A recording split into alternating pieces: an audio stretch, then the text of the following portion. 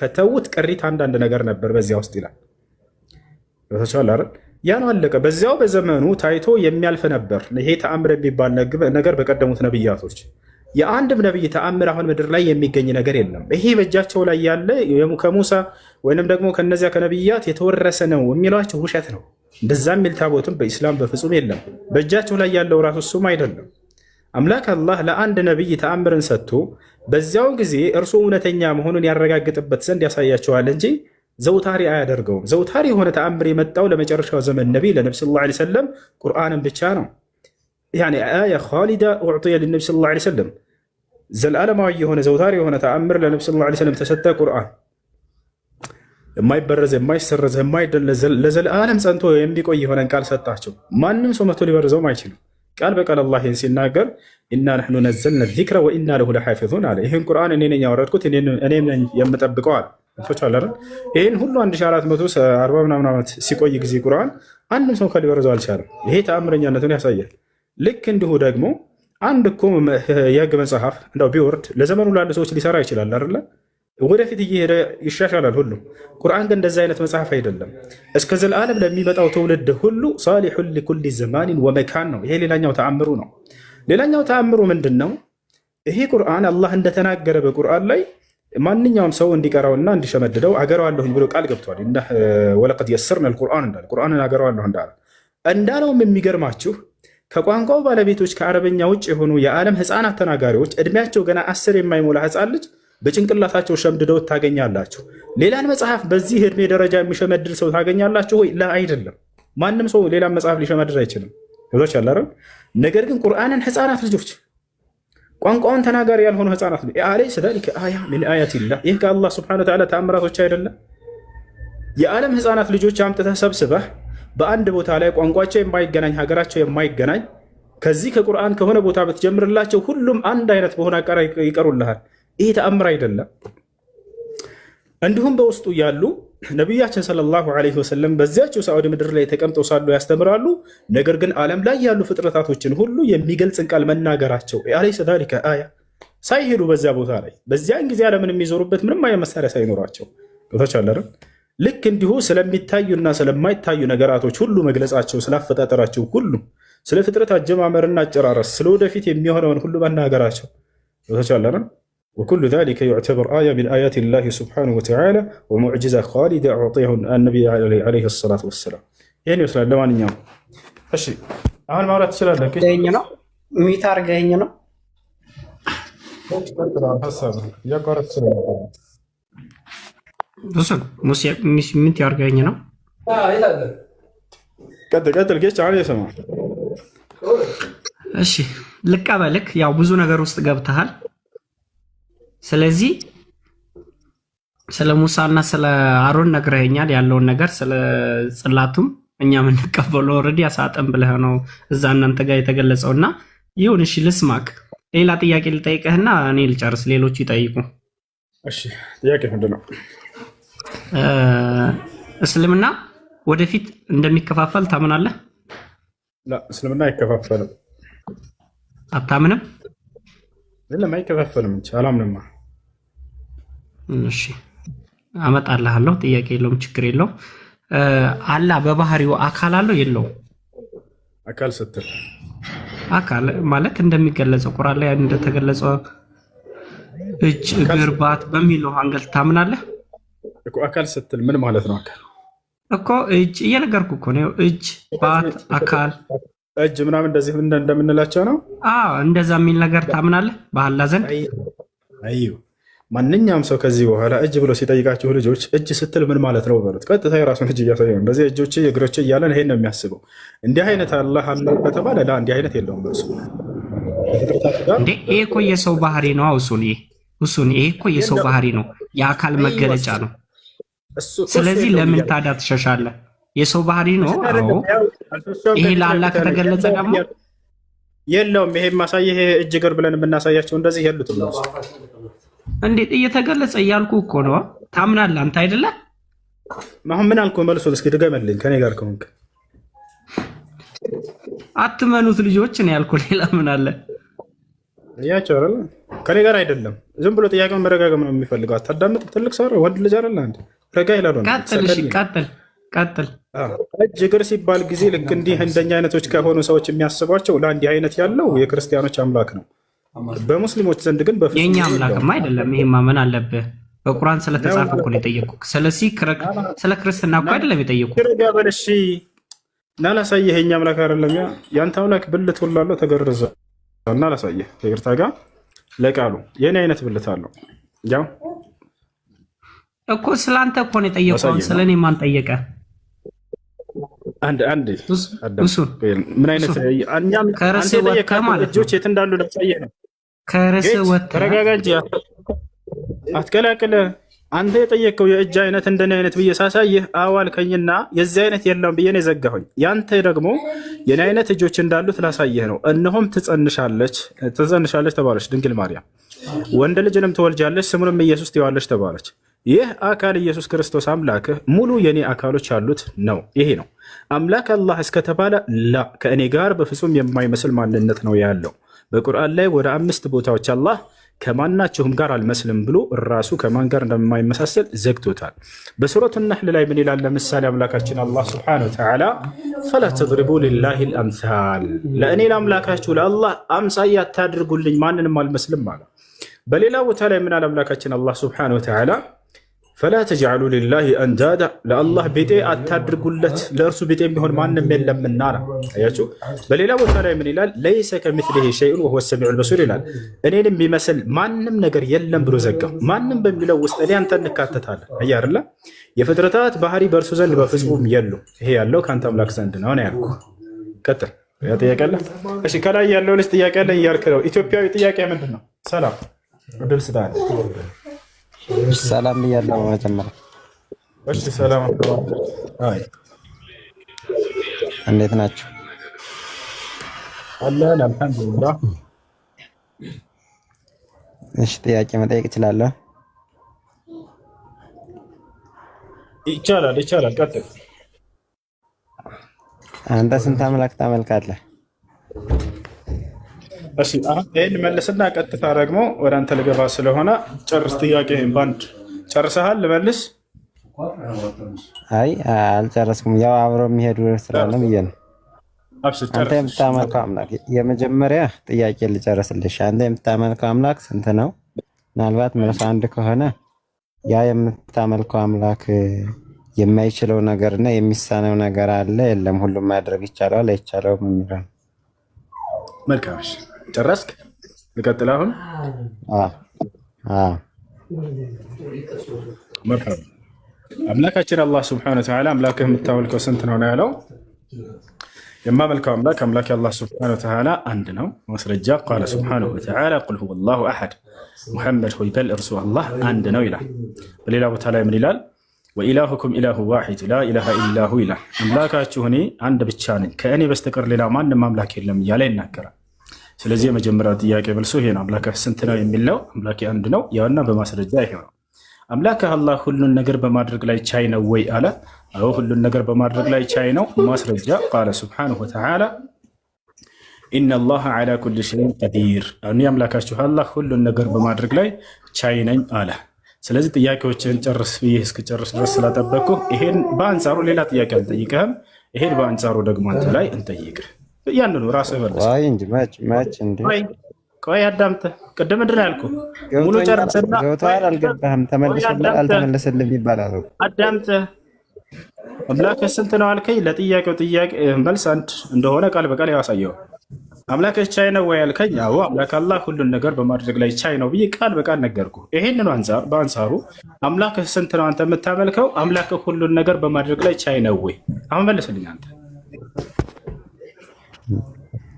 ገና አንተ ሳትመልስ ሳትጨርስልኝ መልሼ እንደጨረስኩልህ ሁላቸውም እየሰሙ ነው የጠየቀውን ጥያቄ። አሁን ደግሞ ወደ አንተ ገለበጥኩት። መልሳት እሷ ውይይት እንድናደርገው። መልሱ መመለሱን እኮ ጠያቂው መረዳት አለበት። እንዲረዱ ከፈለክ የተናገርኩትን ማስረጃዎች አሳየኝ ብለህ ማስቆም ትችል ነበር፣ ወይንም እነሱ ያውቁታል።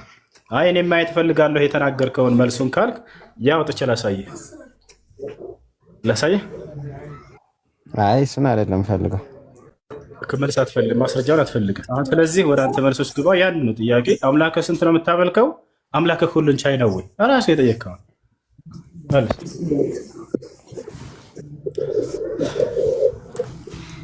የማመልከው አምላክ አንድ ነው። የማመልከው አምላክም ሁሉም ማድረግ ይቻላል። ማስረጃ ልክ እኔ እንደተጠቀስኩት ማስረጃ።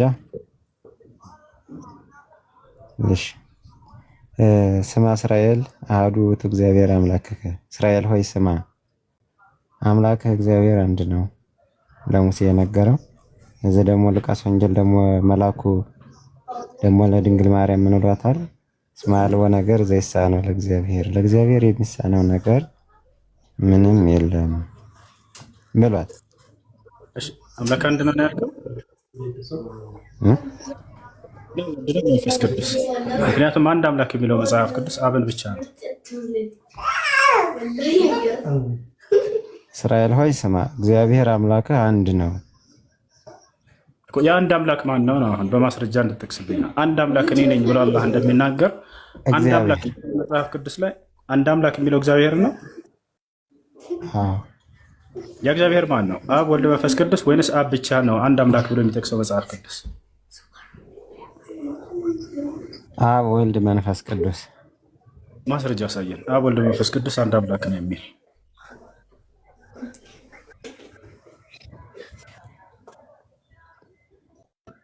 ማቴዎስ ወንጌል ምዕራፍ 28 መጨረሻው ቁጥር። አብ ወልድ መንፈስ ቅዱስ አንድ አምላክ ነው ይላል እዚያ ጋር።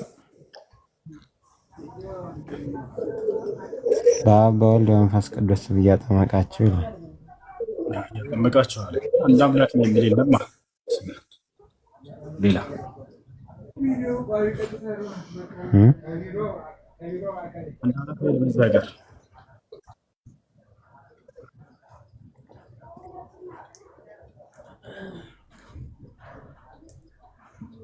ምን አልከኝ? አንድ አምላክ የሚል ቃል የለም እዚያ ጋር። አንድ አምላክ የሚለውንማ እዚህኛው ተናገረኩ። የፈለኩት አብ ወልድ መንፈስ ቅዱስ አንድ አምላክ የሚል አለ ስላልክ ነው። እዚያ ጋር እንደዛ የሚል የለም።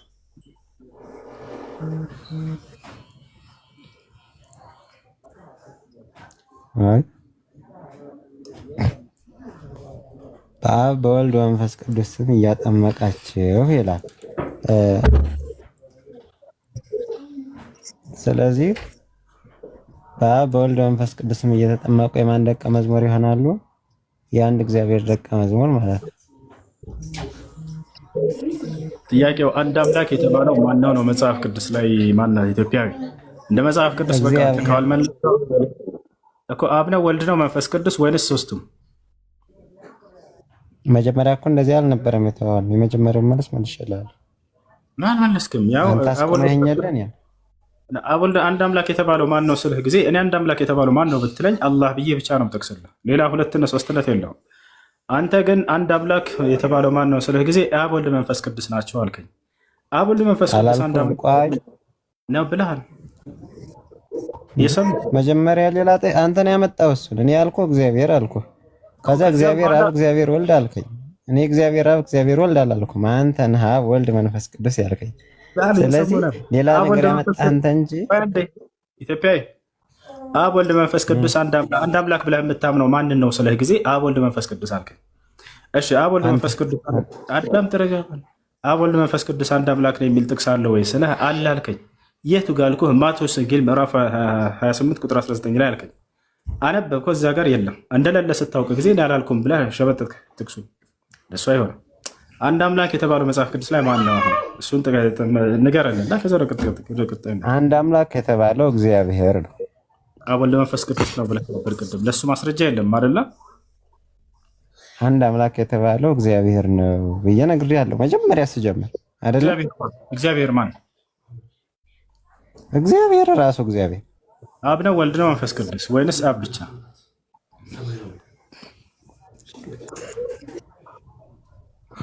አብ ወልድ መንፈስ ቅዱስ ማለት በራሱ ምን ማለት ነው ወደሚል እንመጣለን። እዚህ ቦታ ላይ አንተ ምን አልከን? አንድ እግዚአብሔር የተባለው ወይም አንድ አምላክ የተባለው ማን እንደሆነ መናገር አልፈልግም። ምክንያቱም አብ ወልድ መንፈስ ቅዱስ እንዳልሆነ አሁን ተረዳቸዋለሁ ክርስቲያኖች። አንድም ቦታ ላይ መጽሐፍ ቅዱስ ላይ እግዚአብሔር አብ ወልድ መንፈስ ቅዱስ አንድ አምላክ ነው ተብሎ አልተገለጸም። አሁን በቃ እሱ መመለስ አልፈለገም፣ እኔ ልመልስላችሁ። ኢትዮጵያዊ አንድ አምላክ የተባለው መጽሐፍ ቅዱስ ላይ አብ ነው። ማስረጃ ሳይ አይ እሱ አልፈልግም። አሳይ እንጂ አብ ነው ሳይሆን እግዚአብሔር አብ ነው። እግዚአብሔር ነው። ማስረጃ ላወጣ ነው። በቃ አንተ ባፈልገው ሌሎች ክርስቲያኖች ማየት ስላለባቸው ይሄን እውነታ ላሳያቸው። አሁን ላሳያቸው። መጽሐፍ ቅዱስ ላይ አንድ አምላክ የተባለው አብ ነው። አንደኛ ቆሮንቶስ ምዕራፍ 8 ቁጥር 6 ላይ ምን ይላል? ተመልከቱ። አንድ አምላክ አብ ወልድ መንፈስ ቅዱስ ነው የሚሏቸው፣ ነገር ግን እየዋሿቸውን አስተማሪዎቻቸው። ነገር ግን ያውና አንድ አምላክ የተባለው ማን ነው? ምን ይላል እዚህ ጋር? ለእኛስ ነገር ሁሉ ከእርሱ የሆነ እኛም ለእርሱ የሆንን አንድ አምላክ ማን አለን ይላል? አብ አለን። ያ ሰላም። አንድ አምላክ ተብሎ የተገለጸው መጽሐፍ ቅዱስ ላይ አብ ነው። ነገር ግን ቄሶቻቸው የሚያስተምሯቸው ምንድን ነው? አይ አብ ወልድ መንፈስ ቅዱስ ነው ብለው ነው የሚያስተምሯቸው። ምን ያክል እንደሚጫወቱባቸው ክርስቲያኖች ይህን ማንበብ አለባቸው። መጽሐፋቸው እየዋሿቸው ነው፣ ወደ ገደል እየሰደዷቸው ነው። አንድ አምላክ ተብሎ የተገለጸው መጽሐፍ ቅዱስ ላይ አብ ነው። አንድ አምላክ ብሎ አብ ወልድ መንፈስ ቅዱስ የለም። ወደ ቀጣይ ጥያቄ መሄድ ይችላል ኢትዮጵያዊ። እሺ፣ ስለዚህ ቅድም አጀመርኩበት እና አስቆምከኝ ላይ ማለት እንቀጥል። የኔ አምላክ አንድ ነው፣ እሱም አላህ ነው፣ እሱም ደግሞ ሁሉም ማድረግ ይችላል፣ የሚሳነው ነገር የለም ብለህ ነበር ብለኛል አይደለም? አዎ ብያለሁ። ስለዚህ ሰው መሆንስ ይችላል አይችልም? ቅድም ምንድን ነው ያለው? ተመልከቱ። አሁን የተለያየ ነገር እንዳነሳ ሁሉን ነገር ማድረግ ይችላል ወይ አለ። ቅድም ማድረግ ነው የጠየቀው። አሁን ደግሞ መሆን እያለ ገልብጦ ጠየቀው። ስለ ማድረግ ጠይቀ አምላክ አላህ ስብሐነሁ ወተዓላ ሁሉን ነገር በማድረግ ላይ ቻይ ነው ወይ አለ። አዎ ቻይ ነው አልኩት። ሊያመጣ የፈለገው ምሳሌ ግን ስለመሆን ነው። የተለያዩ ነገራቶች ናቸው። ገብቶሃል አይደል? ይሄ ጥያቄ ሌላ ነው ደግሞ መሆን ነው ያልኩህ። አሁን ቅድም ማድረግ፣ አሁን መሆን። አምላክ ስለሆነ ፍጡር መሆን አይችልም። ፍጡር መሆን ተገቢው አይደለም ለእርሱ። እርሱ አምላክ ነው። ስለዚህ አምላክ ፍጡር ከሆነ አምላክነቱ ይጠፋል ማለት ነው። ገብቶሃል አይደል? ልክ አንተ እንደምታምነው አምላክ ፍጡር ሆኗል ብለው ያምናሉ እነዚህ ሰዎች። የዛኔ አሁን የምታመልከው ፍጡር እንጂ አምላክ አይደለም ማለት ነው። እሺ፣ ስለዚህ ምንድነው እንደተረዳሁት ሁሉንም ማድረግ ይችላል፣ ሁሉንም መሆን ግን አይችልም ነው። ያን መሆኑ ለእርሱ ተገቢ አይደለም፣ የሚገባው አይደለም። እርሱ የፍጡር ባህሪ ተገቢ አይደለም ለእርሱ። ስለዚህ መሆን አይችልም ብለህ አንተ ከወሰንክ አንተ ህግ አውጥተህ አንዴ እኔ አይደለሁም ያሰብኩት። እርሱ ይህ የሚገባው አይደለም፣ የፍጡር ባህሪ ስለማይገባው አይሆንም። ያንን አምላክ ገብቶሃል አይደል? ያንን አይገባውም። ይህ ነው። እሺ አላህ ለዚህ ማስረጃ ልስጥህ። እኛ ካልሆነ የምንገድበው ራሱ ይናገራል። እርሱ የፍጡር ባህሪ የሚገባው ስላልሆነ ያንን ነገር አይሆነው። ገብቶሃል? ስለማይገባው ወቃሉ እተኸዘ አርረሕማኑ ወለዳ። አላህ ስብሐነሁ ወተዓላ ወማ የንበጊ ሊርረሕማን አን የተኺዘ ወለዳ ይላል። ለእኔ ለአምላካችን አይገባኝም የሚለውን ትሰጠኛለህ? እኛ ማስረጃ ነው። አንድ ያወጣልህ ማስረጃ ልጆች ቤት አድርጉ ከላይ። እሺ ያውና እንደማይገባኝም ብሎ የተናገረበትን ላሳየህ።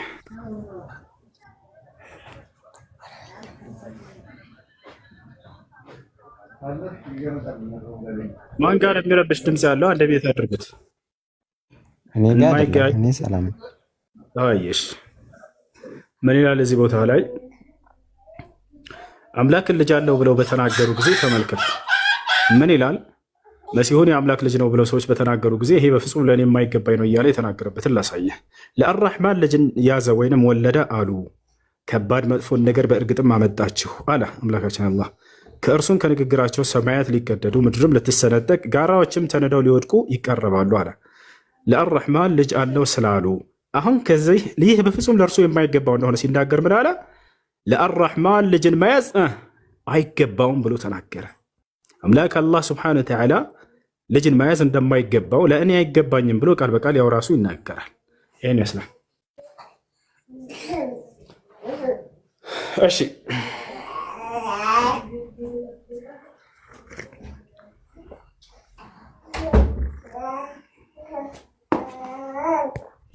አብከር አለ የአባበከር ገርታ አሰሪያ ነው። ሰላም አለይኩም። ወሶ ሰላም ወራህመቱላሂ ወበረካቱ። እንዴት ነው? እንዴት ነው? ሰላም ነው። ጠፋብን እኮ ምን ነው? ኔትወርክ ወላሂ በጣም አስቸጋሪ ነው። አልፈርኩ ነው። ሰው ራሱ ግራ ገባው። የምገባበትን ሰዓት አላወቁትም መሰለኝ። በቃ ግራ ገባቸው። እንትን ነው ምንም አይመስልም። እሺ ኢትዮጵያዊ ያለ አለሁ። ከአቡከር ጋር ትቀጥላለህ። አቡከር በጣም ጎበዝ ልጅ ነው፣ ይቀጥልልሃል። እኔ እዚህ የሚረብሹ ልጆች ነው ሰዎች ስላሉ ነው። እርሶ ይቀጥልልሃል። እሺ እሺ። አይ ኢትዮጵያዊ ተዋልድ ነው። ለማወቅና ለመረዳት የሚጠይቅ መስመር ላይ ስታይ አላህ ነገራቶችን ያሳምርለት። ቀጥሎ ልጆች ባርክላህ። እሺ ኢትዮጵያዊ ሰላም ነህ? አለሁ እግዚአብሔር ይመስገን። አልሐምዱሊላህ። ጥያቄ ካለ መጠየቅ ትችላለህ። እሺ እሺ። ያው እሱ ጋር ጀምረን የነበረው ምንድነው አምላክ ስንት ነው ስለው አንድ ነው አለኝ። ሁሉም ማድረግ ይችላል ስለው አዎ ይችላል አለኝ። ሁሉን መሆንስ ስለው ያው ፍጡር መሆን አይቻልም አይሆንም እሱ ምክንያቱም ፍጡር ለሱ አይመጥነውም። ፍጡርነት ሰው መሆን አይችልም እንትን አይገባውም። ትክክል። ስለዚህ ይሄን ሲለኝ ምንድነው ለምንድነው ሰው መሆን የማይገባው ስራ እሱ አምላክ ስለሆነ በፍጹም ሰው ሊሆን አይገባውም ነው እያለኛል አይደል? አዎ እሱ ጋር ፖይንት ላስቀምጥልህ። ኢትዮጵያዊ መሆንና መቻል የተለያዩ ነገራቶች ናቸው አይደለ? በኤንቲቲ ደረጃ ስናይ ለምሳሌ ተመልክተ ከሆነ የአንተ አምላክ ለምሳሌ አምላክ አለመሆን ይችላል? አምላክ አለመሆን አይችልም ማለት ስለዚህ ሁሉን አይችልም ማለት ነው። እንትን ተረጋጋይ። አምላክ አለመሆን ሳይሆን እሱማ ባህሪው ነው እኮ ገብተኛል። አምላክ አለመሆን ይችላል? ያንተ አምላክ ለምሳሌ አይችልም ካልክ ሁሉን አይችልም ማለት ነው። እናመሰግናለን። ይችላል ደግሞ ካልክ አዎ። ስለዚህ መልሷን እኔ ላስቀምጥልህ። ጥሩ ስለሆነ መልሷን ላስቀምጥልህ። አዎ ይሄ ፎልስ ዲያቶማይዝ ኩዌሽን ተብሎ ይጠራል፣ ወይም ፋላሺየስ አርጊመንት ተብሎ ይጠራል። አርጊመንቱ ራሱ ህጹጽ ያለበት ነው፣ ወይም ህጸጽ ያለበት ነው። ህጸጽ ማለት ምን ማለት ነው? ስህተት ያለበት ነገር ማለት ነው። ለምሳሌ ኢትዮጵያዊ አንድ ጥያቄ ጠይቃለሁ። አንድ ሲደመር አንድ 5 ነው ወይስ 4 ነው ብለህ 5ም 4ም አይደለም አይደለ? አንድ ሲደመር አንድ ስንት ነው? 2 ነው።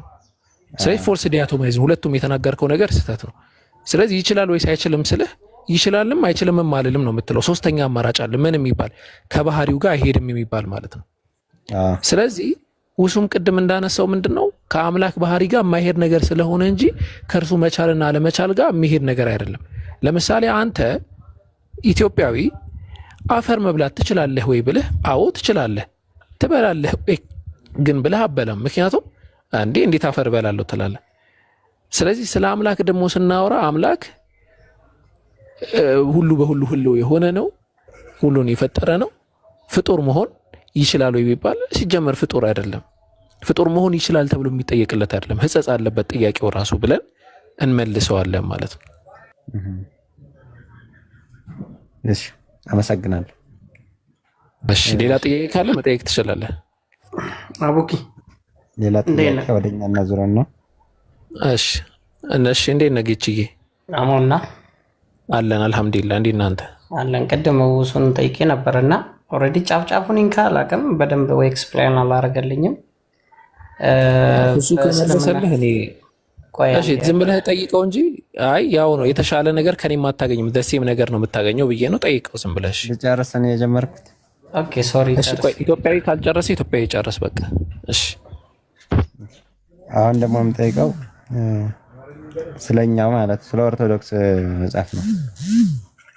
እሺ ትችላለህ ሀቢቢ ጠይቅ። የኦርቶዶክስ መጽሐፍ ያው ብሉያትም ሐዲሳትም ትክክል ነው ብለህ ታምናለህ አንተ? አይ ችግር አለባቸው። ብሉያትም ሐዲሳትም ችግር አለባቸው ብዬ አምናለሁ። ችግር አለባቸው ብዬ ማምነው ከብዙ ነገር አንጻር ነው። ለምሳሌ የመጀመሪያው ነገር ምንድነው? የብሉይ ኪዳን መጽሐፍቶች 36 ወር 39 መጽሐፍቶች ማን እንደጻፋቸው አይታወቅም። የኦርቶዶክሱን አይደለም። እሺ የዲትሮካኖኒካል መጽሐፎችን ወይ ደግሞ የሁለተኛ ቀኖና መጽሐፍቶችን እያነሳው አይደለም። አፖክሪፋ ተብሎ የተጠቀሱትን ሳይሆን የመጀመሪያ ቀኖና ላይ የገቡ መጽሐፍቶችን ብንመለከት እነዛ መጽሐፍቶች ማን እንደጻፋቸው አይታወቁም፣ አብዛኞቹ ማለት ነው። ለምሳሌ ኦሪት ማለት ለምሳሌ የህግ መጽሐፍ ነው ተብሎ ይታመናል። ግን በኦሪት ላይ ለምሳሌ ኦሪት ዘዳግም ምዕራፍ 34 ቁጥር 5 ላይ ሙሴ በሞዓብ ምድር ሞተ ይላል። ታውቃለህ ይሄንን? ኢትዮጵያዊ ሙሴ በሞዓብ ምድር ሞተ ይላል። ከዛ ሙሴ በሞዓብ ምድር ሞተ የሚለውን አንቀጽ ሙሴ ሊጽፈው የሚችልበት ሁኔታ የለም። በምንም ታምር ሊጽፈውም አይችልም። አይሁዶች ምን አደረጉ? ይሄንን ነገር አቮይድ ለማድረግ ሙሴ ስለ ራሱ ሞት ሊጽፍ ስለማይችል እነ ኢብን ዕዝራ ከኢብን ዕዝራም በፊት ሌሎች ምሁራኖች ያ በቃ ኢያሱ ነው የጻፈው አሉ። ኢያሱ ለመጻፉ ማስረጃችሁ ምንድን ነው? ወረድ ስትል 10 ላይ ኢያሱ ራሱ እንዳልጻፈው ይናገራል። ሙሴ ኢያሱን እንዲህ አሉ ብሎ ይናገራል። ጸሐፊው ራሱ ማለት ነው፣ እዛው ጋር ማለት ነው። ወረድ ብለህ ስትመለከት ማለት ነው። በኢያሱ መጽሐፍ ላይም ስትመለከት ኢያሱን በተመሳሳይ ደረጃ ኢያሱ ሞቶ ተቀበረ ይላል። መሳፍንትም ጋር ብትገባ በተመሳሳይ ደረጃ መሳፍንቶች ሞቶ ተቀበሩ ይላል። እንደዚህ አይነት ነገራቶችን ታገኛለህ። አንድ ሁለተኛ፣ አጠቃላይ ጽሕፈቱ ላይ ብንመለከተው እኛ የምናነሳው አንድ አርጊመንት አለ። ጽሕፈት የተጀመረው መች ነው ከሚለው አንጻር ማለት ነው። ጽሕፈት መች የተጀመረው መች ነው ከሚለው አንጻር ብዙ አይነት ሙግቶች ይነሳሉ። ከዛ መካከል አንዱ በሙሴ ዘመን ጽሕፈት የሚባል ነገር አለ የሚል ነው። እኛ ግን ምናምነው ሙሴ በራሱ ያንን ነገር ጽፎታል ብለን አናምንም። ሊጽፈውም አይችልም በምንም ተአምር ማለት ነው። ግን አምላክ ጽፎ ሰጥቶታል፣ ያንን እናምናለን። አምላክ ጽፎ ሰጥቶታል። ልክ እኛም በሐዲስ ደረጃም እንደተቀመጠው ቀድ ኸጠሁ ላሁ ቢየሚኒሂ አላህ ራሱ ጽፎ ነው የሰጠህ ነው የሚለው በሐዲስ ደረጃም በእኛ ማለት ነው። እና ኦሪት ጸሐፊው አይታወቅም ያልኩ ከዛ አንጻር ነው። ሌላው ምን አለ መሰለህ፣ የመጀመሪያ ንጉሥ መንገስ የጀመረው መቼስ በዘመነ መሳፍንት ጊዜ ነው አይደለ? ይሄ የሚታወቅ ነው። ዌል ናው ነው። በሙሴ ዘመን ንጉሥ አልነበረም በእስራኤል ላይ። ግን እዛው የሙሴ መጽሐፍ ላይ ምን ይላል? በእስራኤል ላይ ንጉሥ ከመንገሱ በፊት በኤዶም የነገሱ ነገስታት እነዚህ ናቸው ይላል። እንዲህ በእስራኤል ንጉሥ ከመንገሱ በፊት ብሎ ከተናገረ ነግሷል ማለት ነው። ለምሳሌ ኢትዮጵያ ከማውራቱ በፊት ካልኩኝ አሁን አውርቷል ማለት ነው። እና ያንን ያስቀምጣል መጽሐፉ። የመጀመሪያ ደግሞ ንጉሥ ደግሞ የነገሰው በዘመነ መሳፍንት ጊዜ ነው እንደምናውቀው ማለት ነው። ስለዚህ ከዛ አንጻር ጸሐፊያኖቹ አይታወቁም ብለን እናወራለን፣ አብዛኞቹ መጽሐፍቶች ማለት ነው። ከዛ መካከል ደግሞ ስለ አምላክ የማያወሩ ደግሞ ልክ መጽሐፈ አስቴርን የመሰለ እንትን አለ፣ ስለ አምላክ ምንም የማያወራ ማለት ነው። ከዛ ደግሞ ዲትሮካኖኒካል ብለን ደግሞ የምናነሳቸው ኢትዮጵያ ኦርቶዶክስ ቤተክርስቲያን የምትቀበላቸው መጽሐፍቶች ስም ዝርዝር ደግሞ ብናስገባ ችግር ይፈጠራል። ምክንያቱም የኢትዮጵያ ኦርቶዶክስ ቤተክርስቲያን በብዙ አጋጣሚ የዮሴፍ ወልደኮሪዮ መጽሐፍ፣ ዮሴፍ ወልደኮሪዮ ማለት ማን ነው? ጆሲፈስ የጆሲፈስ መጽሐፍ በፍትሐ ብሔር ላይ 81 አሃዱ ላይ ይካተታል። ታውቃለህ ይሄን? አሁን የለም፣ በ2000 እትም አስወጥተውታል። ከዚህ በፊት ድሮ ነበረ። አሁን ዮሴፍ ወልደኮሪዮ ማለት የታሪክ ጸሐፊ ነው፣ እኛ እናንተም እንደምናውቀው ማለት ነው። ኢቭን ኢፍ ክርስቲያን አይደለም፣ ሂዝ ጂውሽ ነው። ከክርስቲያን ሶርስ የሚጽፍ ጁስ ነው። እንደነ ታክተስ የመሳሰለ ምሁር ነው። የሱም የአምላክ መጽሐፍ ተብሎ ገብቶ ነበር። አሁን ይሄ የሚያስኬድ አይደለም። መጽሐፈ ሄኖክን ለምሳሌ ተመልከት። መጽሐፈ ሄኖክ በጣም ብዙ ትችት ያለበት መጽሐፍ ነው። አንደኛ መቃብያን፣ ሁለተኛ መቃብያን፣ ሶስተኛ መቃብያን ብዙ ትችት ያላቸው መጽሐፍቶች ናቸው። ወላይ እንደውም አስገርማቸዋለሁ። ሁለተኛና ሶስተኛ መቃብያን ላይ ያሉ ነገራቶችን ብትመለከቱ አይምሯችሁ ይፈነዳል። ኢንሻአላህ ሌላ ጊዜ በሰፊው እናያለን። በመጽሐፍ ደረጃም ስላሰፈርኩት እዛም እንትን እንላለን። እና ከዛ አንጻር ነው። ወደ አዲስ ኪዳን ደግሞ ልምጣልህ። አዲስ ኪዳን ደግሞ የመጀመሪያ የኪዳን ኮንሴፕት ታውቃለህ ብዬ ነው አምነው። ኪዳን ብሎ ማለት አምላክ የገባው ቃል ማለት ነው። አዎ ኤርሚያስ ምዕራፍ 31 ቁጥር 31 ላይ እንደተቀመጠው አምላክ ከይሁዳ ነገድ ጋር አዲስ የሆነ ቃል ኪዳን ይገባል እንደተባለው የአዲስ ኪዳን ዘመን መጣ። የአዲስ ኪዳን መጽሐፍቶችን ደግሞ አጠቃላይ ስንመለከታቸው 13ቱ የጳውሎስ መልእክታቶች ናቸው። የጳውሎስ መልእክታት ማለት ምን ማለት ነው? ጳውሎስ ልክ ወደ ቲቶ ላሉ ሰዎች ብሎ የጻፈው መልእክት፣ ወደ ጢሞቴዎስ የጻፈው መልእክት፣ ወደ ምናምን የጻፈው መልእክት። እኛ አሁን አርጊመንታችን መልእክት የአምላክ ቃል ተደርጎ መያዝ የሚጀምረው ለምንድን ነው? በድሮ ማህበረሰብ መልእክት በጣም ተወዳጅ ነበረ። ተመልክተህ ከሆነ ክሌሜንት ኦፍ ዘ ሩም ወይ ደግሞ ቀለሜንጦስ ተብሎ የሚጠራው የመጀመሪያው የቸርች ፋዘር ተብሎ ከሚጠሩት ውስጥ ሐዋርያነ አበው የሚባል የመጀመሪያው እሱ ነው፣ ክሌሜንት ነው፣ ቀለሜንጦስ ማለት ነው። ቀለሜንጦስ እሱ ራሱ መልእክት ጽፏል ወደ ቆሎሳያ ወደ ቆሮንቶስ ሰዎች ይሁን ምናምን መልእክት ጽፏል። የእሱ መጽሐፍ እንደ አምላክ ሊደረግ ነው። እሱ ራሱ በመጽሐፉ ምን ይላል? እኔ እስትንፋሰ እግዚአብሔር አለው መጽሐፌ ብሎ ያስቀምጣል በራሱ መጽሐፍ ላይ ማለት ነው። ስለዚህ የጳውሎስ መልእክታቶች ተመርጠው መልእክት እንዴት የአምላክ ቃል ሊደረግ ቻለ? አንድ ሁለተኛ ወንጌላቶች ናቸው። 4 ወንጌላቶች አሉ። 4ቱም ወንጌላቶች አይን ማኝ ከሆነ አካል የተጻፈ አይደለም። ለምሳሌ ማቴዎስ ወንጌል 2 ሐዋርያት አሉ ከመካከል ማቴዎስና ዮሐንስ ሐዋርያ ናቸው። ሉቃስና ማርቆስ ሐዋርያ አይደሉም። ሐዋርያቶቹን ከመታን ሌሎቹ ችግር የለውም። ማቴዎስ ወንጌል በምንም ተአምር ማቴዎስ ሊጽፍ አይችልም። ምክንያት አንድ ማቴዎስ ቀራጭ ነው። በደንብ አስተውሉ። ማቴዎስ ቀራጭ ነው። ትኩረት አድርጉ። ቀራጭ ብሎ ማለት ቀረጥ ሰብሳቢ ማለት ነው። ቀረጥ የሚሰበስብ አካል ነው። ያ ቀረጥ የሚሰበስብ የነበረ አካል ማቴዎስ በዚህ ያህል ደረጃ የተራቀቀ ማቴዎስ ወንጌልን በተራቀቀ ደረጃ ሊጽፍ የሚችልበት አጋጣሚ በጣም ውስን ነው። ጽፏል ደግሞ ከተባለ የጻፈው የትኛው እንደሆነ ታውቃላችሁ? ዕብራይስጥኛው ነው። ፓፒያስ ምን ይላል መሰላችሁ? ፓፒያስ ማለት ከክሌሜንት ኦፍ ዘ ሩም ቀጥሎ ያለ ትልቅ ምሁር ነው። የክርስቲያን ሐዋርያነ አበው ነው። ከሐዋርያት ተምሯል የሚባል ማለት ነው። በመጀመሪያ ማቴዎስ ወንጌል የሚለው ኦራክልስ ብለው ያስቀምጠዋል፣ ወይ ደግሞ ሎጊያ ብለው ያስቀምጠዋል በላቲንኛ። ያንን የጌታ ሎጊያ ጻፈ ይላል። በምን? በሂብሩ ላንጉጅ። አጠቃላይ ምሁራን በሂብሩ ጽፎታል ነው ብለው የሚያምኑት፣ በዕብራይስጥ ቋንቋ ማለት ነው። ጥያቄ ቁጥር 1 ማቴዎስ የጻፈው የዕብራይስጥ የት አለ? ማንም አካል አያመጣላችሁ። ግሪከኛ ነው ያለው። ኦልድ የሆነው ግሪክ ነው። ግሪከኛው ከዕብራይስጥኛው እንደተረጎመ ማንም ማምጣት አይችልም። አለቀ። መታ ነው እዚህ ጋር ማለት ነው። ሌላ ነገር የዮሐንስ ወንጌል ቀላል ነው። ምክንያቱም ዮሐንስ ወንጌል በጣም ሎጂካሊ የሚገርም መጽሐፍ ነው። ልክ አንድ አካል መጽሐፉን ቢያነበው በምንም ተአምር አንድ ያልተማረ ግለሰብ ነው።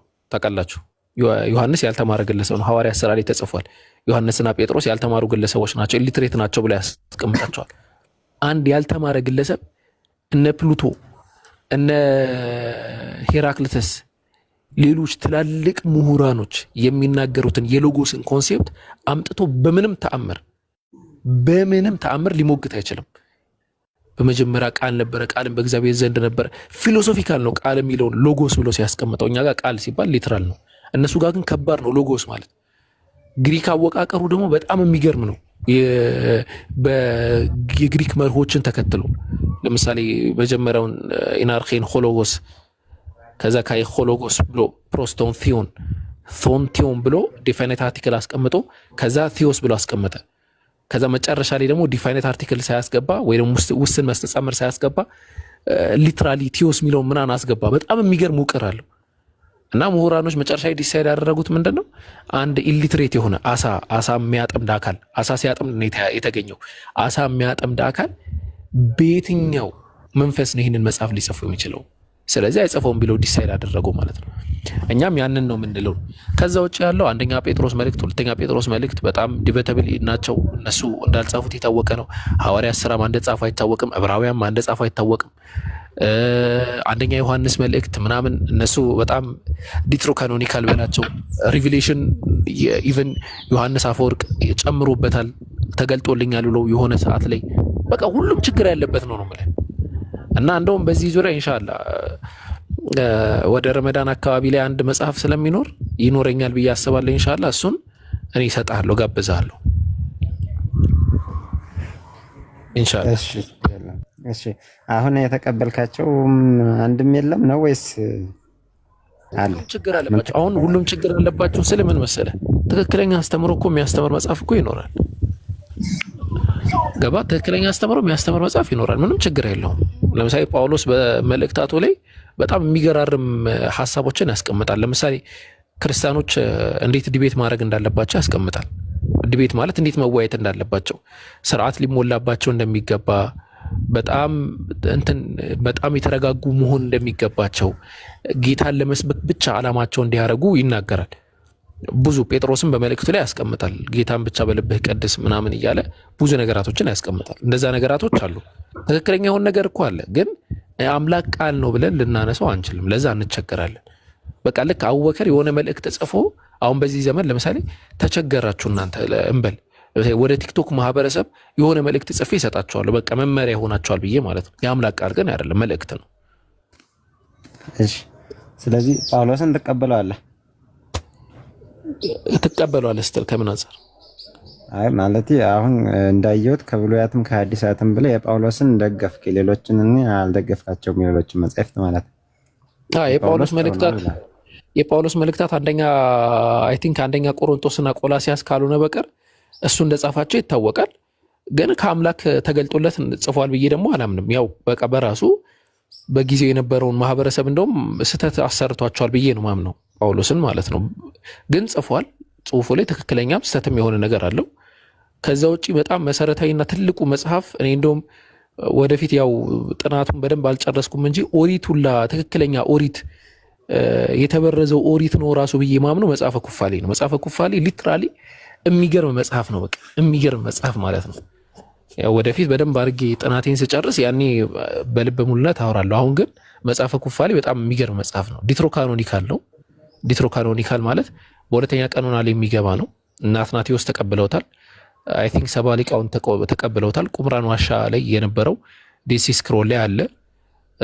የአሌክሳንድሪያ አይሁዶች ይቀበሉታል፣ የፓላስታይኖች አይቀበሉትም። መጽሐፈ ኩፋሌ ምርጥ መጽሐፍ ነው። በቃ ለአምላክ ትልቅ ቦታ ይሰጣል። በቃ ሌሎቹን ሁሉንም ቦታቸውን ነው የሚሰጣቸው። ለምሳሌ ዘፍጥረት ምዕራፍ 1 ቁጥር 1 ይነግራቸዋል በግልጽ አምላክ እንፍጠር ያለው ለመልአክ ነው ይላል። ዘፍጥረት ምዕራፍ 3 ቁጥር 11 ኑ እንውረድ ያለው ለመላእክት ነው። እንዲህ እያለ ይፈተዋል። እና አጠቃላይ ይዘቱንም ስትመለከቱት ጥሩ እንትን አለው መጽሐፈ ኩፋሌ። አንዳንድ ሂስቶሪካል የሆኑ ስህተቶች እንዳሉበት ሆኖ ጥሩ ነገር አለው ብዬ አምናለሁ።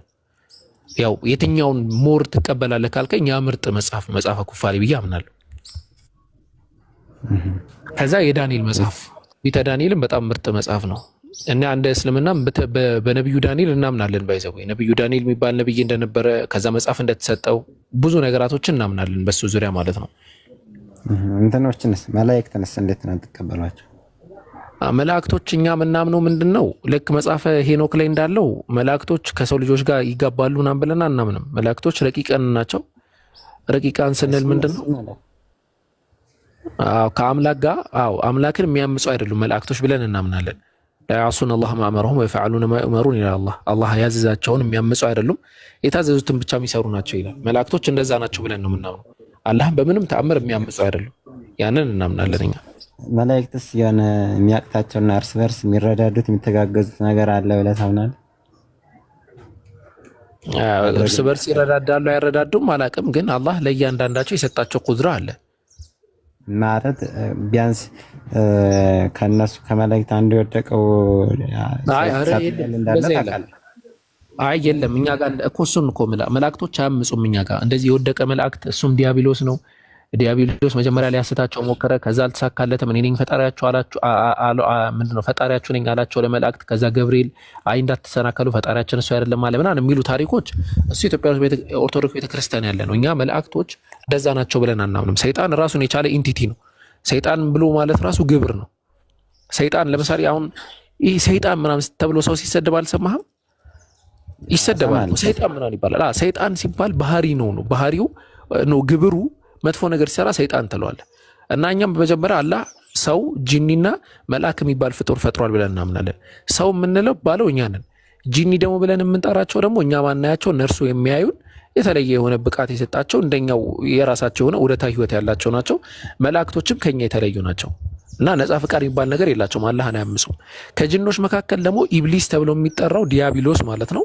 በባህሪ ስሙ በግብር ስሙ አላህን ማመስ ሲጀምር ሸይጣን ተብሎ ተጠራ እንጂ ወደቀ። እሺ ያው አንተ በምትቀበላቸውና በምታምናቸው እንድንረዳዳ ብዬ ነው። ያው ዳንኤልን ስለወደድክልኝ እሺ ዳንኤል ላይ ልመጣልህ ፈልጌ ነው። ምንድነው ያው መላእክት የሚያቅታቸው አቅማቸው ቢያንስ አሁን መላእክት በሰው ልጆች ላይ ያላቸው አቅም ምን ያክል ነው? የሰው ልጆች መላእክትንስ ምን ያክል ሊቋቋማቸውና ሊያሸንፋቸው ይችላሉ ወይስ ሊያስቸግሯቸው ይችላሉ ወይ ወደሚለው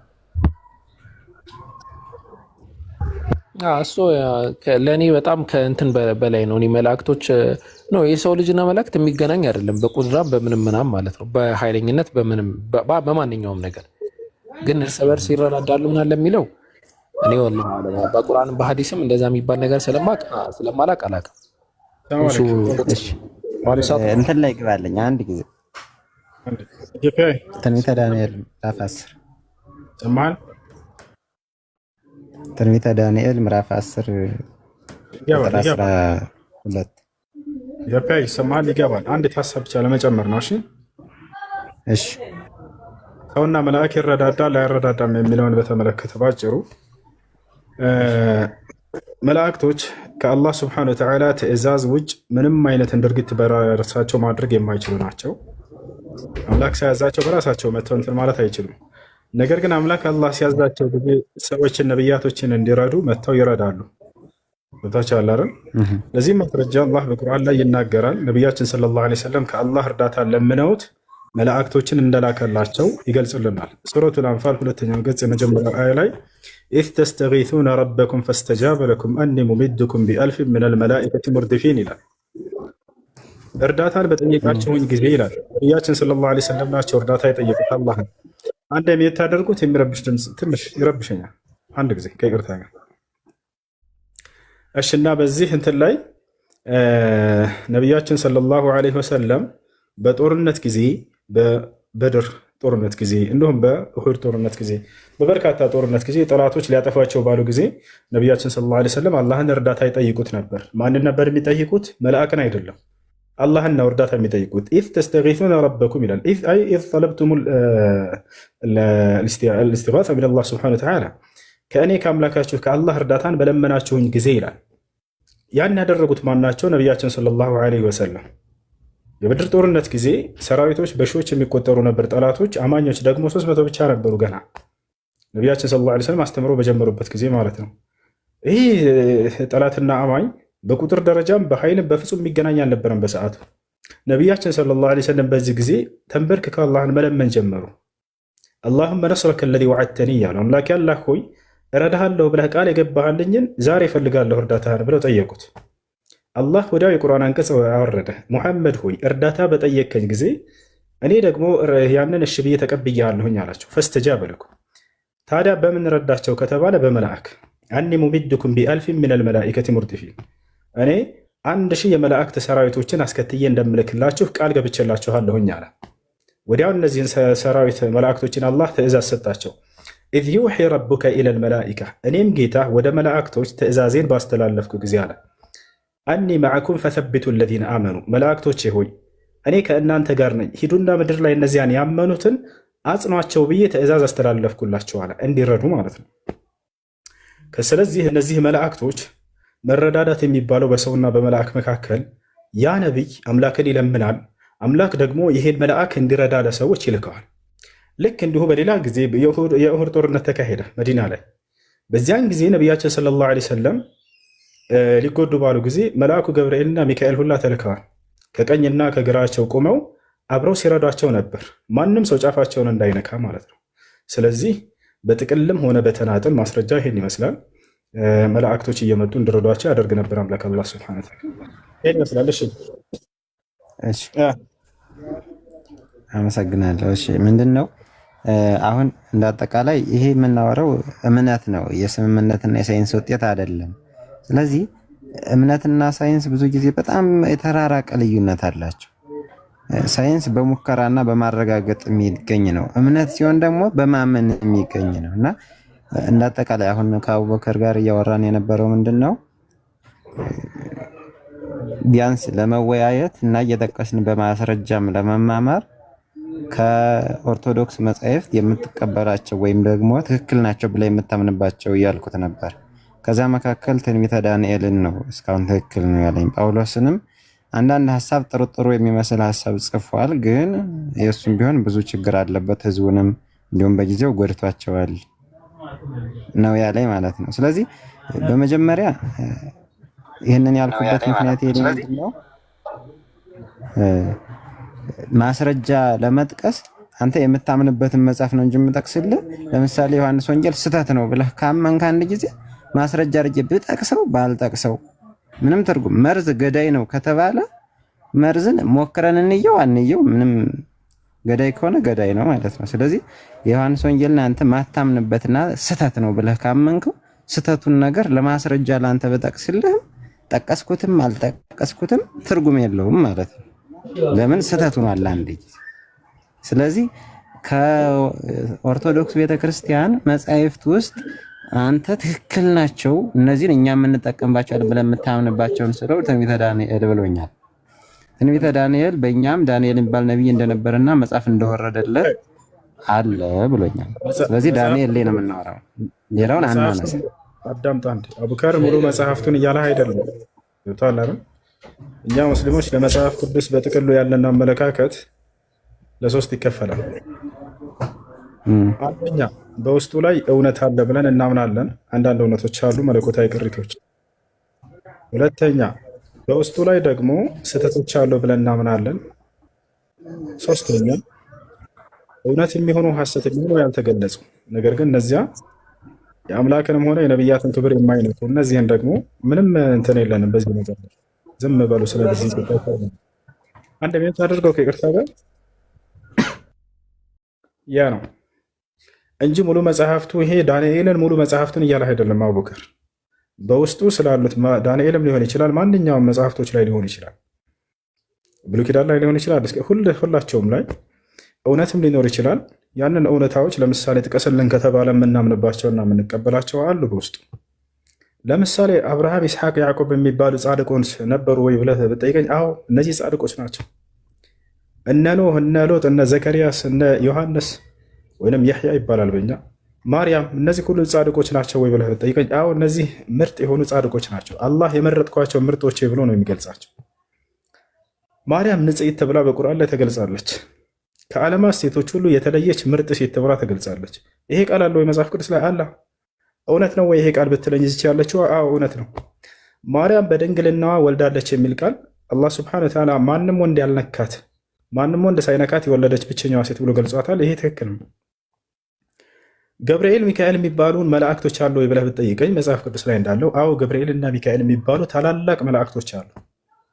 ይወጣላል። ሙሴ የሚባል እና ሃሮን የሚባል ጻድቃን ወደ ፈርዖን ተልከው እስራኤላውያኖችን ነፃ አውጥተዋል ወይ በአምላክ እገዛ? ይሄ ትክክል ነው።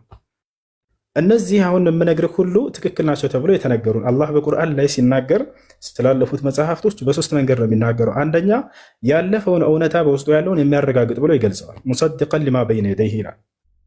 ሁለተኛ ደግሞ ሐሰት ናቸው ብሎ ያረማቸዋሉ። ቁርአን አራሚ ነው ላለፉት መጽሐፍቶች።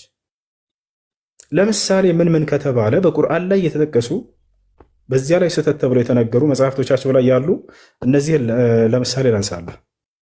ለምሳሌ ኢትዮጵያ ሜታን አንሳ አንድ ጊዜ በመወያየት እንደሆነ እንድትረዳ ዘንድ ኢትዮጵያ ያለ መጽሐፍ ቅዱስ ላይ ኦሪት ዘጸአት ምዕራፍ 32 ከቁጥር 1 ጀምሮ ብታነበው እስራኤላውያኖች ሙሴ ወደ አምላኩ ከሲና ተራራ ሄዶ ለመገናኘት በሄደ ጊዜ ወንድሙን አሮንን አደራ ህዝቦችን ጠብቅ ብሎት ነበር አይደለ? አዎ። በዚያን ጊዜ ግን እነዚህ እስራኤላውያኖች ከፊታችን የሚሄዱ አማልክትን ስራልን ብለው ጠይቀውት አሮን ምንም አልተቃወማቸውም። አንጡ ወርቅና ብራችሁን ብሎ ጠየቃቸው። ከዚያም አቅልጦ በፊታቸው የሚሄድ አምላክ ሰራላቸው፣ ጥጃ ወይም ወይፈን ሰራላቸው አይደለ? ከዚያም በኋላ ምን አላቸው ይላል? ይሄ አምላካችሁ ነው ብሎ ሰጣቸው ይላል። ይሄ ነው አምላካችሁ ከግብፅ ሀገር ያስወጣችሁ አላቸው ይላል። ይሄን ቁርአን አረመ።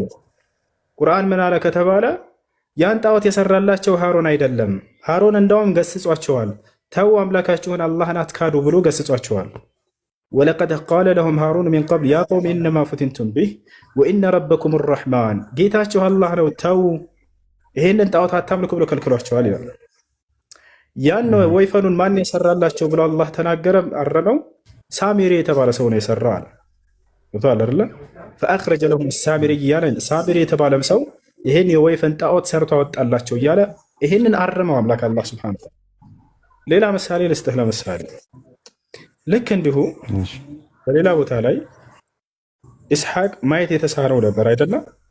አይኑ ጠፍቶ ነበር መጨረሻ ላይ ልጁ ኤሳው የሚባል አለው። ልክ እንዲሁ ያዕቆብ የሚባል ልጆች አሉት።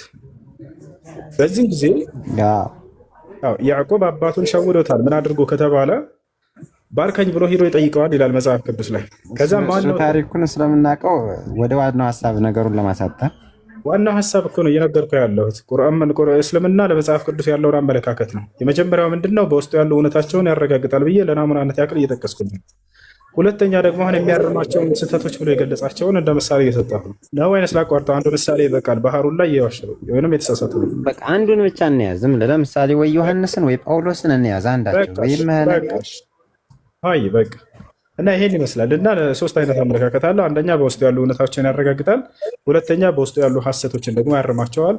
ሶስተኛ ደግሞ የአምላክንና የነብያትን ክብር የማይነኩ ነገር ግን እነዚያን ያልፋቸዋል። ለዚህ ነው ነቢያችን ሰለላሁ ዐለይሂ ወሰለም ላ ቱሰድቁ አህለል ኪታብ ወላ ቱከዚቡሁም እያሉ የተናገሩት። የመጽሐፍ ባለቤቶች እውነትም ውሸትም አትበሏቸው ያሉት ይሄ ሶስተኛውን ክፍል ነው። ለምሳሌ ኢሳያስ የሚባል ነቢይ አለ አይደለ? በቁርአን ላይ ኢሳያስ የሚባል ነቢይ አለ ብሎ አላህ አልጠቀሰልንም። አይ የለምም አላለንም። ስለዚህ ነቢይኛ ያለን አቋም ምንድነው? ዘም እንላለን። ነቢይ አይደለምም አንልም። ለምን ከተባለ አላህ ከነዚህ ከገለጽኩላቸው ነቢያት ውጭ ሌሎች ነቢያቶችን ልክ ያለው ብሎ ስለተናገረ ከነዚያ ሊሆን ይችላል። እና ይሄን ይመስል አይ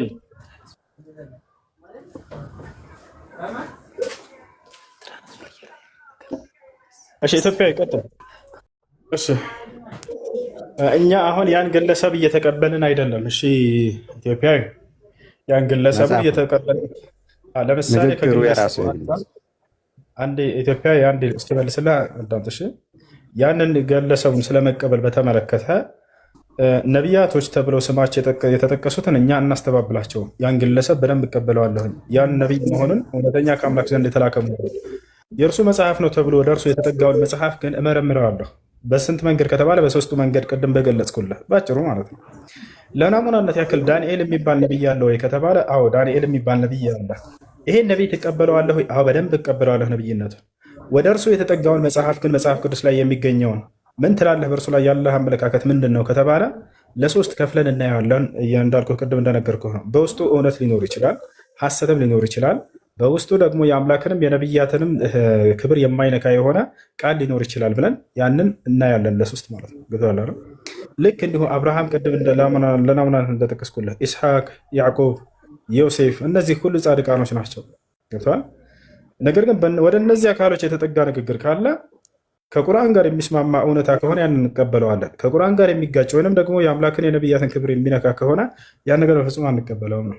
አይ ጳውሎስ እስከተባለ ጳውሎስን ሙሉ በሙሉ አንቀበለውም። ምክንያቱም አምላክ ነቢይ ነው አላለንም፣ ስሙንም አልነገረንም። እንዳውም ከዒሳ ዓለይሂ ሰላም እስከ ነቢያችን ሰለላሁ ዓለይሂ ወሰለም ድረስ ምንም አይነት ነቢይ የሚባል አልተላከም፣ መልእክተኛም አልተላከም። ይህን ይመስላል። ነቢያችን ሰለላሁ ዓለይሂ ወሰለም ሲናገሩ ምን አለ መሰለህ? አነ አውለ ናስ ቢዒሳ ብን መርየም ፈለይሰ በይኒ ወበይነሁ ነቢይ አሉ። የማርያምን ልጅ መሲሁን ከማንም በላይ የምቀርበውና የምወደው እኔ ነኝ አሉ ነቢያችን ሰለላሁ ዓለይሂ ወሰለም። ከዚያም ቀጥለው ምን አሉ? በእኔና በእርሱ መካከል ሌላ መልእክተኛ ነቢይ የለም ብለው ተናገሩ። ይህም